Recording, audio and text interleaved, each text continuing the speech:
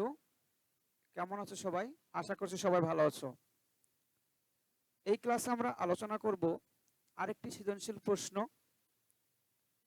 সৃজনশীল প্রশ্ন আমরা কিভাবে অ্যানালাইসিস করতে পারি, কিভাবে বিশ্লেষণ করতে পারি, সেই বিষয়ে আমরা আলোচনা করব এই ক্লাসে। ইতিমধ্যে আমরা একটি ক্লাস দিয়েছি সৃজনশীল প্রশ্ন কিভাবে অ্যানালাইসিস করতে হয়। ওটা ছিল আমাদের পার্ট 1। এটা আজকের এই ক্লাসটি হবে আমাদের পার্ট 2। সো সুপ্রিয় শিক্ষার্থীবৃন্দ, 2016-17 সালের বিভিন্ন বোর্ডের অধ্যায়ভিত্তিক সৃজনশীল ও বহু নির্বাচনী প্রশ্ন উত্তর। আমরা আগে সৃজনশীল প্রশ্নের অ্যানালাইসিসগুলো করব, কারণ বহু নির্বাচনী প্রশ্ন আমরা খুব সহজেই বুঝতে পারি, কিন্তু আমরা সৃজনশীল প্রশ্নগুলো সহজে বুঝতে পারি না। এই জন্য আমরা সৃজনশীল প্রশ্নগুলো আগে বিশ্লেষণ করব, অ্যানালাইসিস করব। এই অ্যানালাইসিসের মধ্য দিয়েই আমরা বুঝতে পারবো যে আমাদের গ এবং ঘ নাম্বার কোশ্চেনে কি চেয়েছে। সো সুপ্রিয় শিক্ষার্থীবৃন্দ, যদি আমরা নাই বুঝতে পারি যে গ এবং ঘ নাম্বার কোশ্চেনে কি চেয়েছে, তাহলে আমরা উত্তর করতে পারবো না। এই জন্য আমাদের দরকার আগে কোশ্চেনটা বোঝা। সো আমরা দেখি, একটা কোশ্চেন দিছে এখানে, আইসিটি নির্ভর জ্ঞান ও প্রযুক্তি মানুষকে নানা বিষয়ে সমৃদ্ধির পথে এগিয়ে নিচ্ছে। হাসান আইসিটি বিষয়ে পড়াশোনা করে জানতে পারল কোনো প্রকার অস্ত্রোপচার ছাড়া এক শল্য চিকিৎসা পদ্ধতি। পরবর্তীতে হাসান আইসিটি নির্ভর জীব বৈচিত্র্য সৃষ্টির প্রযুক্তি বিষয়ে জ্ঞান লাভ করে খুবই আনন্দিত হলো। তো সুপ্রিয় শিক্ষার্থীবৃন্দু, আমরা এখানে দুইটা জায়গায় মার্ক করতে পারি। একটা হলো অস্ত্রোপচার ছাড়া এক শল্য চিকিৎসা পদ্ধতি, অর্থাৎ শল্য চিকিৎসা পদ্ধতি যদি কোনো উদ্দীপকে থাকে, তাহলে সেটা আমরা একদম নিঃসন্দেহে ক্রায়োসার্জারি লিখব। এবং অস্ত্রোপচার ছাড়া, কোনো অস্ত্রোপচার ছাড়া এ একটা কিওয়ার্ড হতে পারে, আবার শল্য চিকিৎসা পদ্ধতি এ একটা কিওয়ার্ড হতে পারে। সো শল্য চিকিৎসা পদ্ধতি এবং অস্ত্রোপচার ছাড়া যদি এরকম কোনো কিওয়ার্ড থেকে থাকে, তাহলে আমরা সেটাকে ক্রায়োসার্জারি, নিঃসন্দেহে ক্রায়োসার্জারি লিখব। এবং এখানে আরেকটা কথা বলছে, জীব বৈচিত্র্যের কথা। এখানে এই জীব বৈচিত্র্য সৃষ্টির প্রযুক্তি বিষয়ে জ্ঞান লাভ করে খুবই আনন্দিত হলো। সো এই জীব বৈচিত্র্য কথা যদি থাকে, তাহলে সেটা আমরা জেনেটিক ইঞ্জিনিয়ারিং নিয়ে আলোচনা করব। তাহলে দেখি আমরা প্রশ্নগুলো দেখি কি বলছে। ন্যানো টেকনোলজি কি? খ নম্বরে বলছে ব্যক্তি শনাক্তকরণের প্রযুক্তিটি ব্যাখ্যা করো। গ নম্বরে বলছে হাসানের চিকিৎসা পদ্ধতি শনাক্ত করে ব্যাখ্যা করো। সুপ্রিয় শিক্ষার্থীবৃন্দ, দেখো আমরা এখানে একটু আগেই বললাম যে চিকিৎসা পদ্ধতি মানে একটা ক্রায়োসার্জারি, শল্য চিকিৎসা পদ্ধতি বা অস্ত্রোপচার ছাড়া এটা হচ্ছে ক্রায়োসার্জারি। উদ্দীপকে যে প্রযুক্তি হাসানের জ্ঞান লাভে আনন্দ দিল, সেই প্রযুক্তি কৃষি সম্পদ উন্নয়নে কী ধরনের ভূমিকা রাখে, মতামত দাও। তাহলে আমরা একটু দেখি কোশ্চেনগুলো, অ্যান্সারগুলো। ক নম্বরে, ন্যানো টেকনোলজি হলো এমন একটি প্রযুক্তি যেখানে ন্যানোমিটার স্কেলে একটি বস্তুকে নিপুণভাবে ব্যবহার করা যায়, অর্থাৎ এর পরিবর্তন, ধ্বংস বা সৃষ্টি করা যায়। যেহেতু এটা ক নম্বর কোশ্চেন, জ্ঞানমূলক কোশ্চেন, সরাসরি বই থেকেই লিখতে হয়। বিভিন্ন বইয়ে বিভিন্ন সংজ্ঞা দেওয়া আছে। তোমাদের যে সংজ্ঞাটা মনে হয় যে সহজ সরল, একদম সহজবোধ্য, তোমরা ঠিক সেই সংজ্ঞাটাই লিখবে। খ নম্বর প্রশ্নে ছিল ব্যক্তি শনাক্তকরণের প্রযুক্তিটি ব্যাখ্যা করো। খ নম্বর প্রশ্ন, আমরা যখন সৃজনশীল প্রশ্ন কিভাবে লিখতে হয় সেটা আলোচনা করছিলাম, সেখানে আমরা বলছিলাম যে খ নম্বর প্রশ্নে দুইটা প্যারা করে লিখতে হয়। একটা প্যারাতে থাকবে জ্ঞানমূলক আর একটা প্যারা থাকবে অনুধাবনমূলক, তাহলে আমরা 2 নাম্বার পেতে পারি। সেটা আমাদের আজকের এই ক্লাসের এই কোশ্চেনের উত্তরে সাদৃশ্যপূর্ণ, যে ব্যক্তি শনাক্তকরণের প্রযুক্তিটি হলো বায়োমেট্রিক্স। তবে সুপ্রিয় শিক্ষার্থীবৃন্দ, আমরা প্রথমে জ্ঞানমূলকটা লিখে নিলাম, এখান থেকে আমরা 1 মার্ক পেয়ে গেলাম। এবং দ্বিতীয় প্যারাতে এসে দেখো আমরা বায়োমেট্রিক্স সম্পর্কে লিখছি।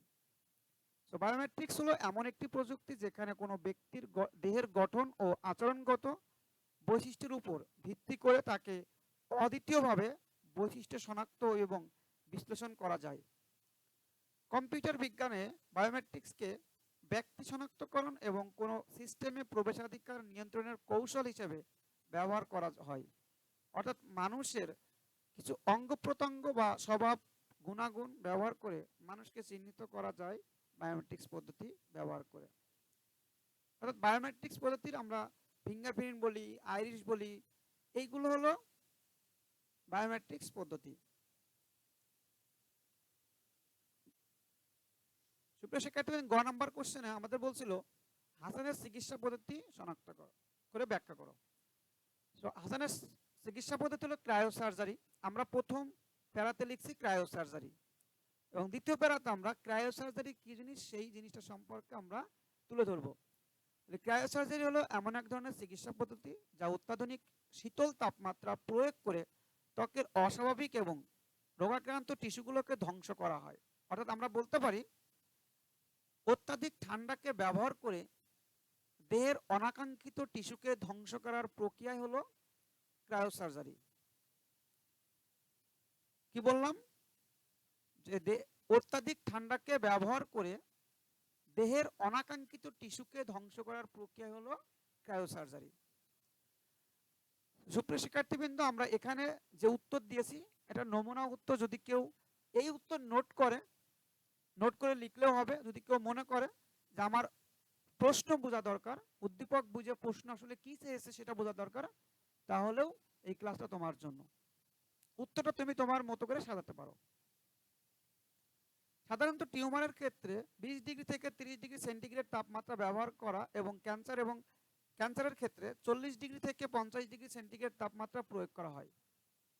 ক্রায়োসার্জারির ক্ষেত্রে সাধারণত পৃথক পৃথকভাবে তরল nitrogen, carbon die oxide, argon এবং সমন্বিতভাবে ডাইমিথাইল ইথার ও প্রোপেন এর মিশ্রণ ব্যবহার করা হয়।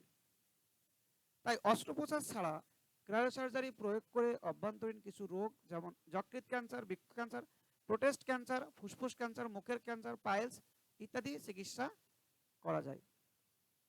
আবারও বলছি, এটা একটা নমুনা উত্তর নিয়ে আমি তোমাদেরকে দেখাচ্ছি আসলে কিভাবে আমরা উদ্দীপক থেকে জ্ঞানমূলকটা বের করতে পারি। যদি আমরা জিনিসটা বুঝতে পারি আসলে কোন বিষয়ের উপরে এটা আলোচনা করা হয়েছে, কোন বিষয়ের উপরে উদ্দীপকটা আসছে, তাহলে আমরা লিখতে পারবো। আমরা ঘ নাম্বার কোশ্চেনে দেখি, হাসান আইসিটি নির্ভর জীববৈচিত্র্য সৃষ্টির প্রযুক্তি বিষয়ে জ্ঞান লাভ করে খুবই আনন্দিত হয়।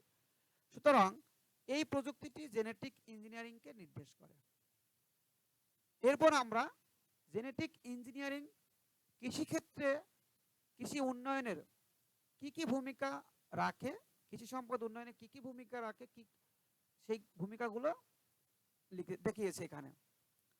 তো 1 নম্বরে পরিবেশের বিভিন্ন হুমকি থেকে নিজেকে রক্ষা করতে পারে, যেমন অতিরিক্ত শীত সহ্য করা, পোকামাকড় দ্বারা আক্রান্ত না হওয়া, ভাইরাস ও ফাঙ্গাল দ্বারা আক্রান্ত না হওয়া ইত্যাদি সক্ষমতা সম্পন্ন উন্নত বীজ উৎপাদন সহ মাটির লবণাক্ততা সহ্য করার মধ্য দিয়ে উন্নত ফসল নিশ্চিত করা, ক্ষতিকর ব্যাকটেরিয়াকে ধ্বংস করার মাধ্যমে উন্নত কৃষিপণ্য উৎপাদনের পরিবেশ নিশ্চিত করা, শস্যের গুণগত মান বৃদ্ধি করা, অধিক ফলনশীল শস্য উৎপাদন করা, খরা বৃষ্টি সহনশীল ও রোগ প্রতিরোধ ক্ষমতাসম্পন্ন স্বল্প সেচের প্রয়োজন হয় এমন শস্যের জাত উদ্ভাবন করা। উপরোক্ত সবগুলো কার্যক্রমে উন্নত কৃষি সম্পদকে নিশ্চিত করে বিধায় কৃষি সম্পদ উন্নয়নে জেনেটিক ইঞ্জিনিয়ারিং প্রযুক্তি ব্যাপক ভূমিকা রয়েছে। সুপ্রিয় শিক্ষার্থীবৃন্দ, জেনেটিক ইঞ্জিনিয়ারিং এর বিভিন্ন ক্ষেত্রে অবদান রয়েছে। বিশেষ করে কৃষি ক্ষেত্রে অবদানটা বেশিরভাগ সময় কোশ্চেনে আসে। এই ক্লাস থেকে আমরা বুঝতে পারলাম যে আসলে কিভাবে আমরা সৃজনশীল প্রশ্ন উদ্দীপক পড়ে কিভাবে আইডেন্টিফাই করবো। আমরা কয়েকটা কিওয়ার্ডের মাধ্যমে আইডেন্টিফাই করতে পারি। আজকের ক্লাস এই পর্যন্তই। সকলকে ধন্যবাদ। যদি তোমাদের এই ক্লাস থেকে তোমরা উপকৃত হও তাহলে অবশ্যই একটা লাইক দিয়ে রাখবে, কমেন্ট করবে এবং তোমার বন্ধুদের মাঝে শেয়ার করবে বেশি বেশি। ধন্যবাদ সবাইকে, ভালো থাকো সবাই।